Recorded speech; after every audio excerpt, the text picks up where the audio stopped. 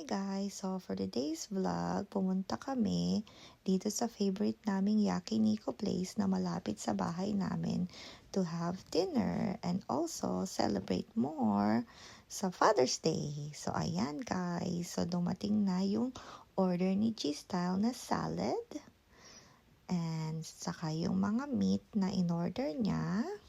So ayan guys. So, more meat and yummy in our tummy. So, ayan guys. So, nilagay na niya yung mga meat sa grill.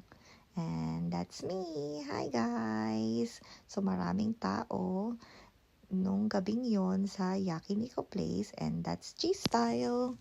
So, ayan guys. And dumating na rin yung bibimbap na in-order ko. Favorite nyo din ba ang bibimbap? Comment down below. Kain na kami guys. Thank you guys for watching. Bye!